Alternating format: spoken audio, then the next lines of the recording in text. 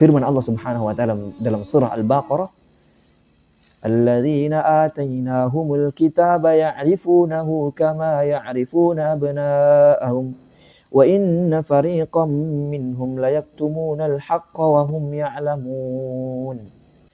Betapa tidak ketika mereka melihat orang-orang yang menistakan agama, mereka serahkan kepada Allah.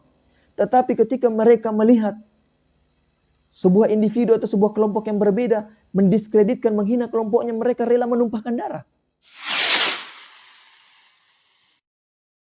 Assalamualaikum warahmatullahi wabarakatuh. Alhamdulillah, hamdan wa syukran lillah, amma ba'da. Saudara sekalian, sebelum lanjut kepada tema yang saya akan bahas pada kesempatan kali ini, alangkah baiknya saudara-saudara sekalian luangkan waktu sejenak untuk like, comment, and subscribe agar dakwah kita tersebar dan saudara-saudara pun turut berkontribusi untuk kemaslahatan dakwah kita dan tentunya untuk penyebaran agama kita. Baik, saudara sekalian, tidak dipungkiri bahwa akhir-akhir ini sebuah istilah yang bernama hijrah tidak asing lagi di telinga kita. Hijrah bukan saja menyapa mereka yang masih berusia muda, tetapi hijrah juga menyapa saudara-saudara kita yang usianya sudah tidak muda lagi, ya, tua seperti itu. Tentu sebagai seorang muslim, kita harus bersyukur atas sebuah perubahan ini. Karena 20 tahun yang lalu tentu hijrah tidak semasif sekarang ini. Sebagai seorang muslim tentunya kita bersyukur karena ini adalah sebuah anugerah dan nikmat yang paling besar yang Allah Subhanahu wa taala anugerahkan kepada kaum muslimin. Di tengah-tengah begitu marak dan masifnya para musuh Islam berusaha untuk mendiskreditkan Islam, menjelek-jelekan Islam dengan berbagai macam stigma negatif.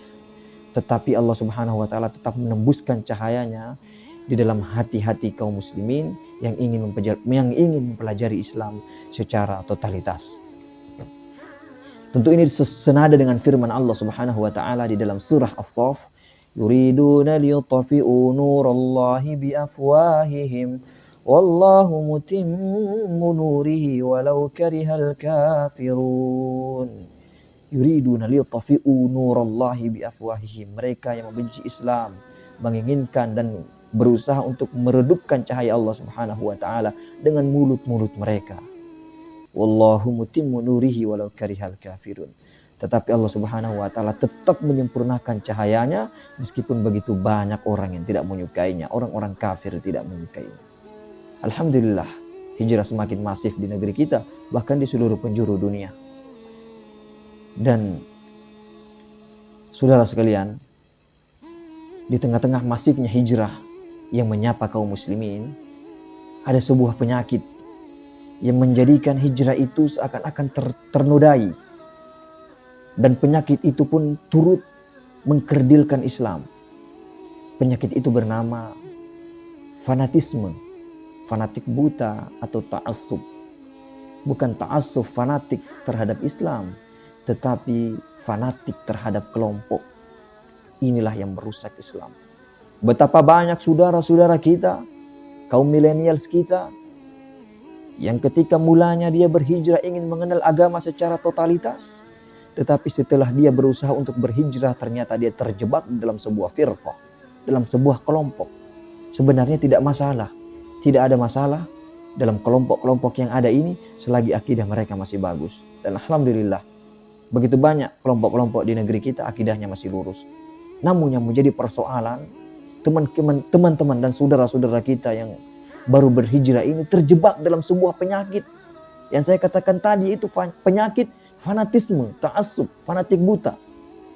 Di dalam penyakit itulah mereka terjebak sehingga mereka tidak mampu lagi mendalami Islam secara kafah. Yang mereka dalami adalah Islam sesuai dengan pemahaman kelompoknya. Ketika dihadirkan, disodorkan kepada mereka sebuah pendapat yang berbeda dengan kelompoknya, maka mereka dengan lantang menolak pendapat tersebut. Walaupun itu kebenaran. Saya teringat kepada sabda Nabi Muhammad SAW. Bahwa fanatik itu cirinya adalah batrul haq. Menolak kebenaran. Walaupun itu hak. Tetapi kalau tidak bersumber dari kelompoknya, dia tolak. Saya sering sekali berdiskusi dengan orang seperti ini. Saudara sekalian, betapa banyak kita melihat saudara-saudara kita yang baru berhijrah. tidak mau belajar agama, tidak mau ngaji kalau di luar kelompoknya. Kalau di luar ustadz. Dia tidak mau belajar selain daripada ustadz yang ada di kelompoknya. Betapa banyak saudara-saudara kita yang baru berhijrah tidak mau berdakwah selain daripada metode dakwah yang dilakukan oleh kelompoknya. Ini adalah salah satu hal yang fatal dalam agama Islam menurut saya. Karena dia fanatiknya bukan kepada Islam, melainkan fanatik kepada kelompoknya. Na'udzubillah min dzalik.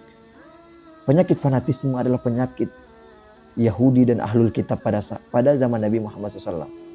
Firman Allah Subhanahu wa taala dalam surah Al-Baqarah, "Alladzina atainahumul kitaba ya'rifunahu kama ya'rifuna abna'ahum wa inna fariqam minhum layaktumunal haqqa wa hum ya'lamun."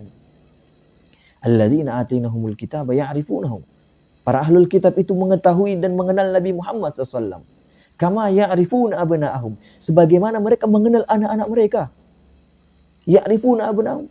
Wa inna fariqam minhum la yaktumunal haqqa wa hum ya'lamun. Tapi sebagian dari mereka menyembunyikan kebenaran itu. Mengapa mereka mampu melakukan seperti hal yang demikian? Karena mereka telah mengidap penyakit fanatisme. Hari ini mereka yang sudah terlanjur terjebak dengan fanatisme, fanatik buta atau ta'assub. Mereka rela mampu menghalalkan darah saudara muslimnya hanya karena mengejek ataupun menyindir kelompoknya. Mereka rela memukul, memberangus, membakar dan sebagainya kelompok yang berbeda dengan kelompoknya atas nama membela kelompok. Tetapi orang-orang seperti ini yang ta'assub fanatik tadi dihadapkan kepada penista agama, mereka katakan kita serahkan kepada Allah. Biarlah Allah yang menyelesaikannya. Keluarlah kata-kata mutiara dan palsu lagi munafik dari mulut mereka. Bagaimana mungkin saya katakan kata-kata mutiara dan palsu lagi munafik? Betapa tidak, ketika mereka melihat orang-orang yang menistakan agama, mereka serahkan kepada Allah. Tetapi ketika mereka melihat sebuah individu atau sebuah kelompok yang berbeda mendiskreditkan, menghina kelompoknya, mereka rela menumpahkan darah. Apakah ini bukan sebuah kebodohan dan kedunguan? Tentu ini adalah sebuah kebodohan dan kedunguan. Duhai saudara-saudaraku yang baru berhijrah dan ingin mengenal Islam secara totalitas. Pelajarilah Islam secara kafah. Carilah guru yang memang menuntun Anda ke jalan yang benar. Silahkan Anda belajar di sebuah kelompok-kelompok yang ada, yang tersedia di negeri kita. Bahkan di luar negeri kalau perlu. Tetapi jangan sampai Anda fanatik, ta'assuf terhadap kelompok. Karena Anda tidak berhak untuk fanatik kepada kelompok. Satu-satunya ideologi yang Anda berhak fanatik di dalamnya adalah ideologi Islam. Saudara sekalian yang baru ingin mengenal Islam, apabila Anda menemukan seorang guru yang melarang Anda untuk belajar kepada kelompok yang berbeda, maka percayalah guru tersebut tidak mengajak Anda untuk mengenal Allah Subhanahu wa taala, melainkan guru tersebut mengajak Anda untuk mengenal kepada kelompoknya. Sekian dari saya. Wassalamualaikum warahmatullahi wabarakatuh.